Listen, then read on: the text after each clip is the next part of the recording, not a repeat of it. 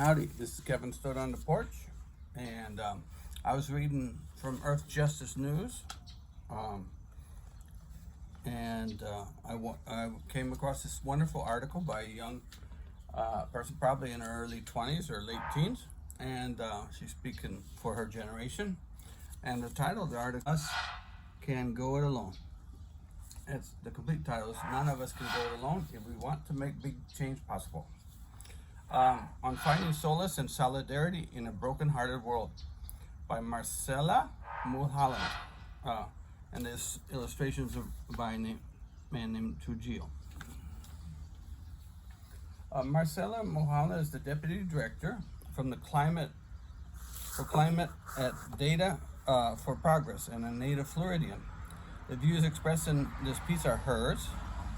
Mulholland's story is part of Earth Justice's LIT project, which seeks to inspire actions for a more just and equitable world by elevating the stories of those fighting for climate justice. Yep. There are many more people out there fighting for justice of all ages. She makes a quote that's pictured here. You see the people carrying and pulling that load of garbage or whatever. And comment down below. It's no wonder Gen Z is the most stressed generation in America. Kind of sad, huh? But it's important to know about, especially this old fogies. She says, when I was 19 years old, I went to a class with a sign hanging around my neck. In thick black Sharpie, it read, "Climate change is real." Like many others, I was feeling immense grief over the future of our planet as I walked across my college campus in Greensville, Florida. I mostly avoided eye contact with my classmates. I was nervous and embarrassed. I still kind of am, but the only thing that seemed more embarrassing than wearing the sign was remaining silent.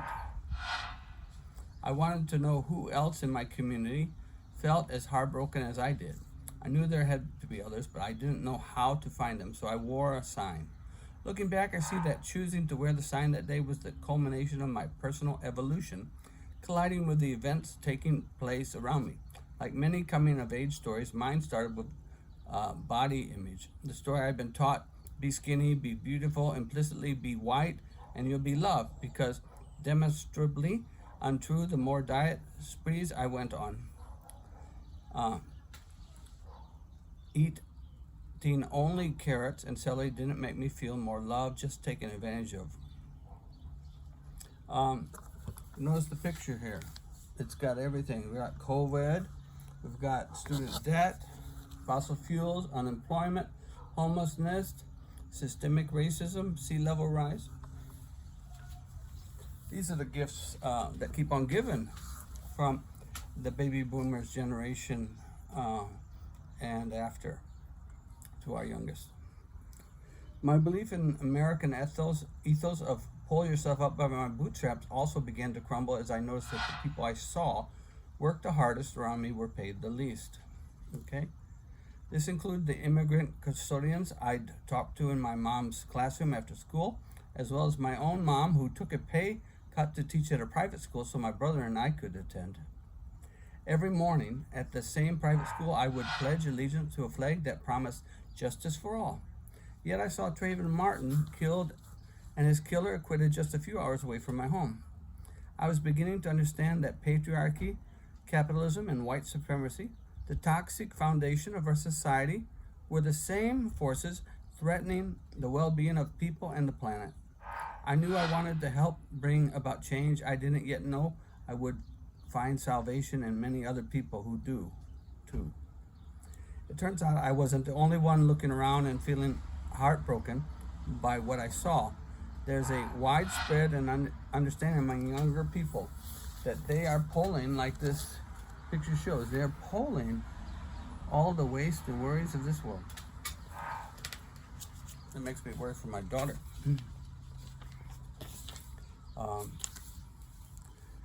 The generations that have been built and dealt an unfair hand are hers.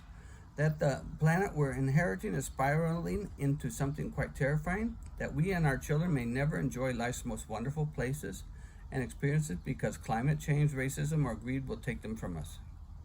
Some call this psychological distress, climate grief, or eco anxiety. I just call it paying attention. And at this particular moment in human history, with mass death, modern day lynchings, tens of millions of jobs lost, paying attention can be devastating. This is especially true for young people who are graduating into the worst unemployment crisis since the Great Depression and are being particularly hard hit in almost every measure of coronavirus fueled economic distress.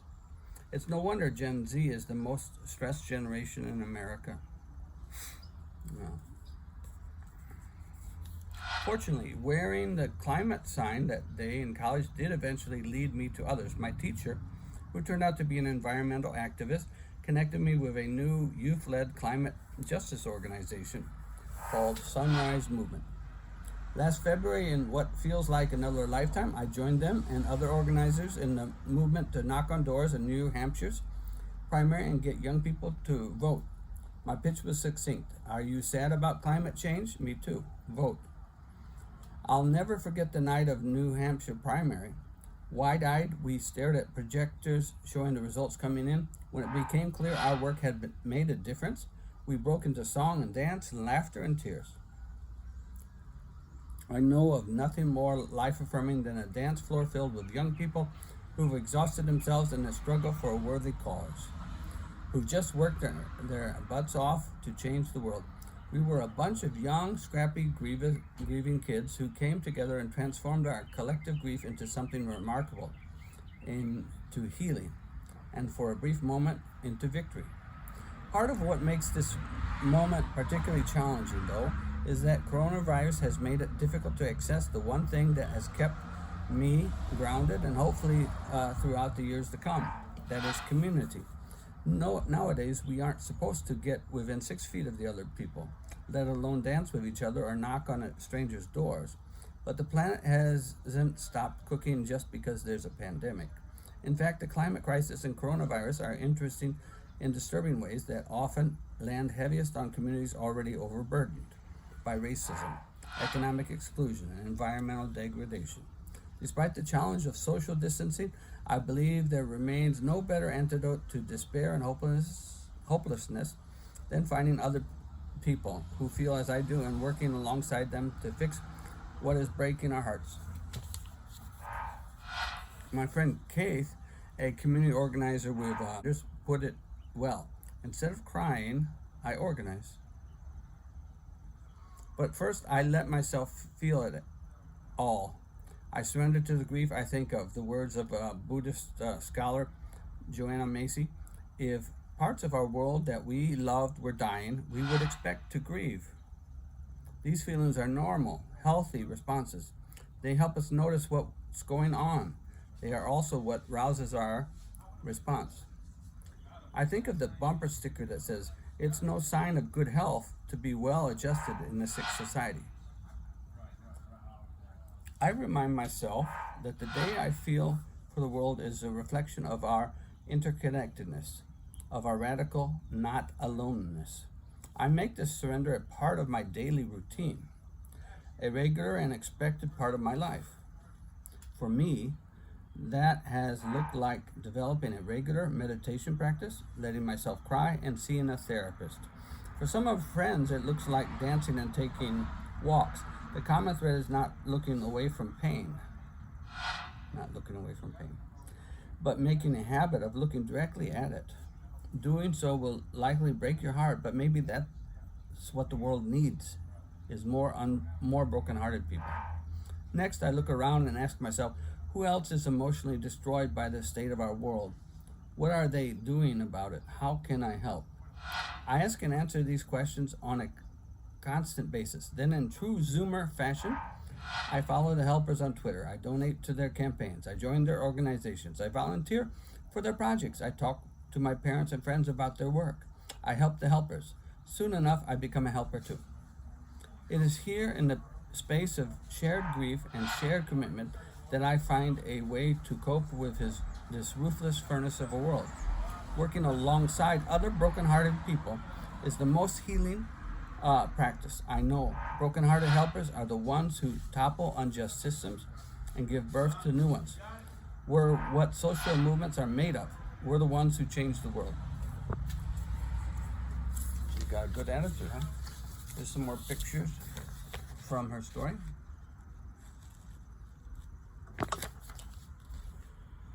And this is what's written on her arm. I'll talk about it later. While writing this article, I went back to see if I had any photos of the sign I wore to school, but I ended up finding a different photo I had forgotten about. It turns out that sunny fall day in Florida, when I went to school wearing a sign, there was something else I brought with me. Before leaving the house, I took a Sharpie and wrote on my arm the names of all the people whose courage and companionship I wanted to summon to help carry me through my fear. Some of the people I chose I know now are cringy and canceled, and some are still heroes who I admire. Nevertheless, the essence of my intention rings true. I was new to all this. In many ways I was alone, but I still knew in my gut that I couldn't go it alone. I know that no one of us can. Let's see, that's what the arm tattoo is about. Here's a summary from earthjustice.org to conclude this piece. A lit vision. As climate disasters pile up on to COVID-19's devastating impacts, the world is also seeing a rise in attacks against free speech and lawful protest. The effect of these combined crises fall more heavily on some than others, often along racial and economic lines created by unjust systems. There is a better way forward, one that protects our planet and ensures justice for all communities. Our new storytelling project, lit stories from the front lines of climate change. So this was part of that story, and you can go to earthjustice.org/lit and put in your story. All right, thank you. This is Kevin Stoda on the porch, sharing you about a Generation Z person's view of the world, and our prayers go out to them. Lord, take care of them. Also, subscribe to the channel and like this program. All right, thank you for watching.